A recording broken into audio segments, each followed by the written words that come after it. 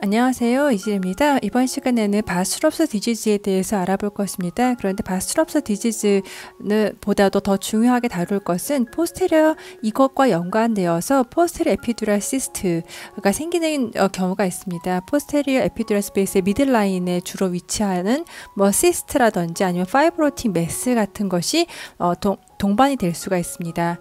이것을 알기 위해서는 레트로듀랄 스페이스라는 그런 개념을 이해해야 된다고 생각을 합니다. 그리고 여기에선 다루지 않겠지만 나중에 또 다룰 예정입니다. 포스테리어 리가멘토스 컴플렉스 신드롬이라는 개념도 나중에 다시 기회가 되어서 만들어 보도록 하겠습니다.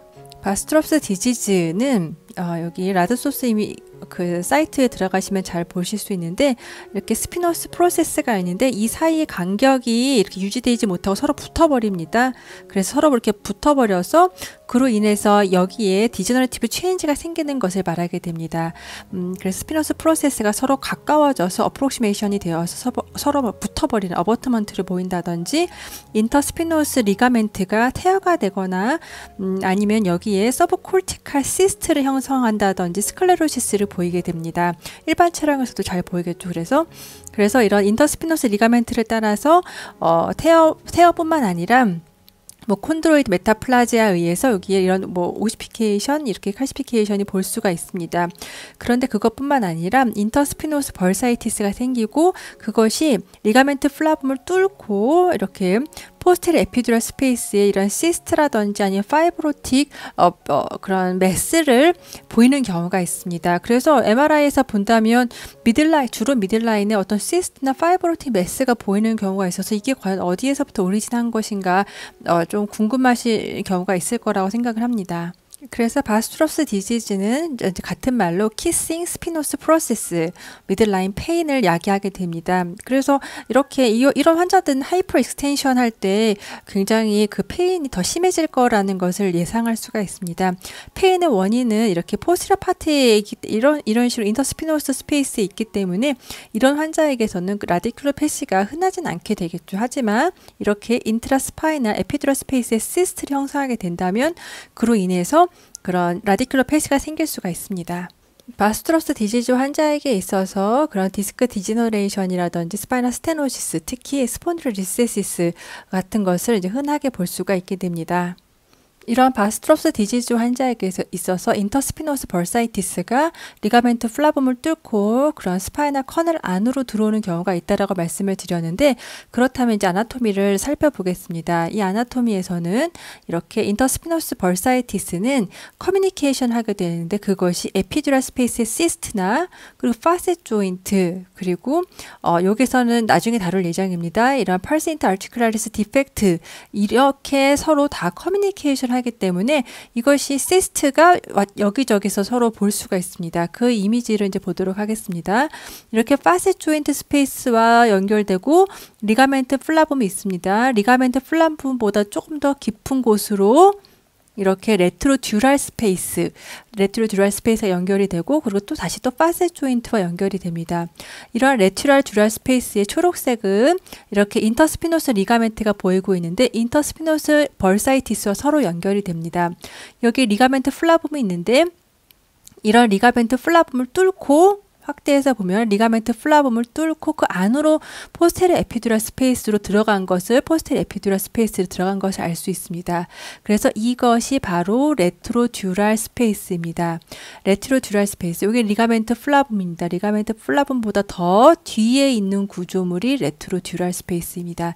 이런 레트로듀랄 스페이스는 파셋 조인트와 연결이 됩니다. 그리고 나중에 다루겠지만 이것은 또 펄스 인터 아티큘라리스 디펙트와 서로 연결이 되기 때문에 위아래 레벨까지 쭉 이러한 디펙트가 있는 경우에는 위아래 그런 스파이널 레벨까지도 이러한 시스트 플루이드가 익스텐션이 되는 것을 또 볼 수가 있습니다.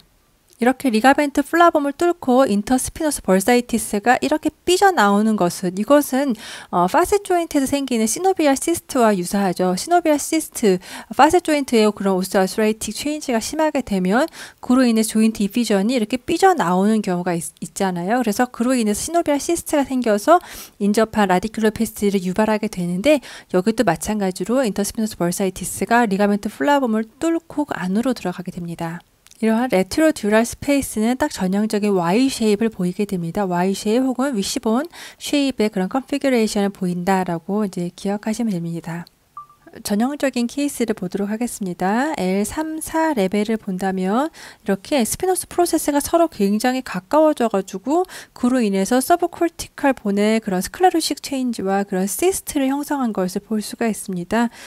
그리고 이 환자를 본다면 3, 4, 5 보면 스폰딜리시시스가 이렇게 3 on 4 그리고 4 on 5까지 이렇게 보이고 있습니다.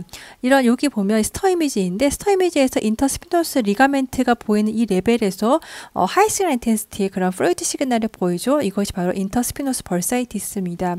인터스피노스 벌사이티스가 이렇게 쭉쭉쭉쭉 연결되어서 인트라스파이널 커넬로 연결된 것을 알 수가 있습니다. 그래서 이렇게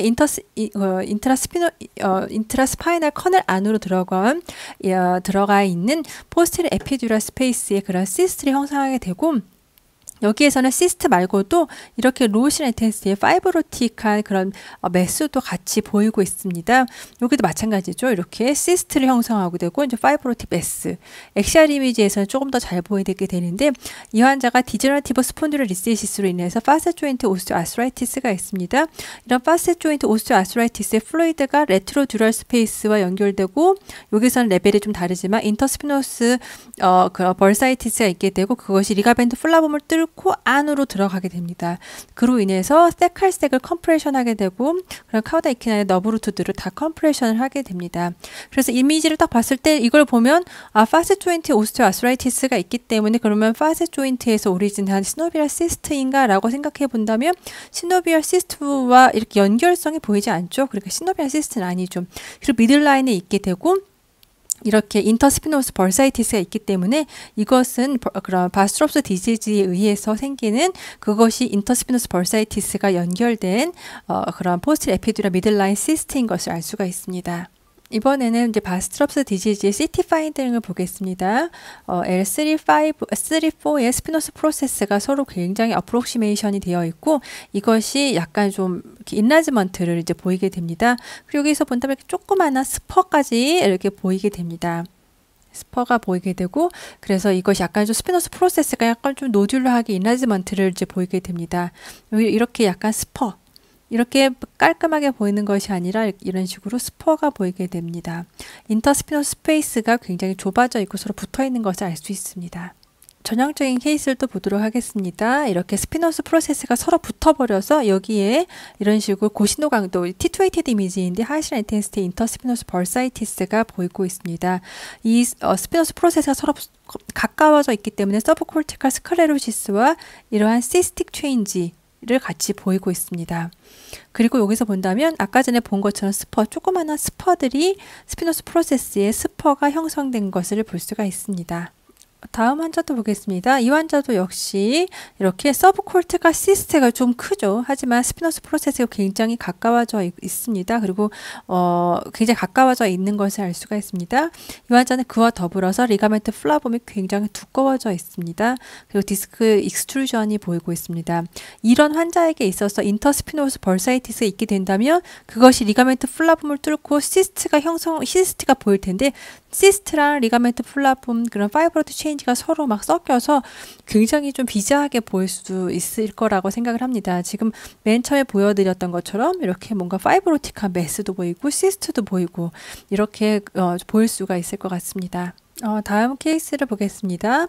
이 환자도 같은 케이스이긴 하지만 이미지가 좋지 않긴 하지만 이게 컨트라스트로 직접 확인을 한 케이스여서 이제 보여드리겠습니다. 바스트롭스 디지즈 환자인데 포스테리어 에피듀랄 스페이스였던 시스틱한 매스가 보이게 되는데 이쪽으로 인터스피노스 벌사를 통해서 컨트라스트를 쐈더니 거기에 포스테리어 에피듀랄 스페이스에 컨트라스트가 찬 것을 볼 수가 있습니다. 그래서 이것을 CT에서 확인한다면 인터스피노스 벌사이티스가 있는 환자에게서 이런 벌사에 컨트라스트를 넣었더니 리가멘트 플라범을 뚫고 컨트라스트가 그 인트라스파이널 스페이스로 안에 들어간 것을 알 수가 있습니다.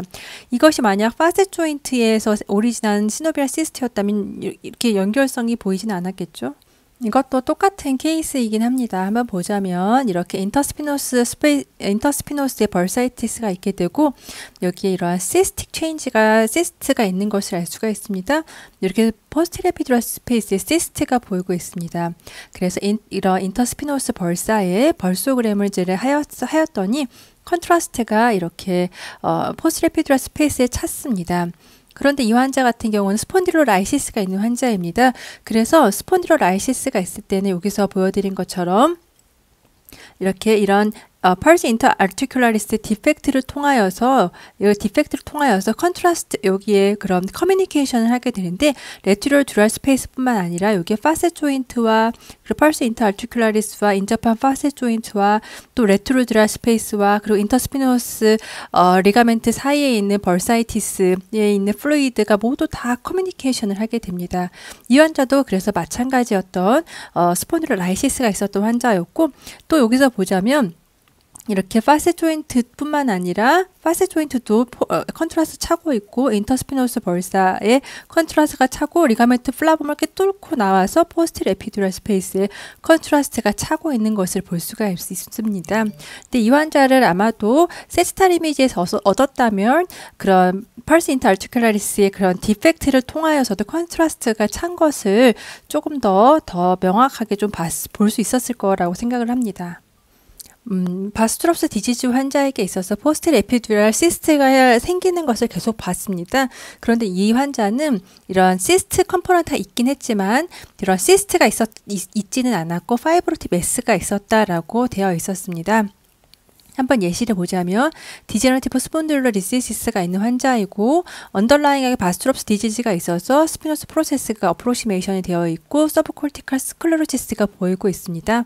인터스피너스 벌사이티스가 있게 되고 이렇게 포스테리어 에피듀랄 스페이스의 리가멘트 플라범이 좀 두꺼워졌나 뭐 정도 하지만 인터스피너스 벌사이티스가 서로 연결된 것 같은 그런 모습을 보이고 있습니다.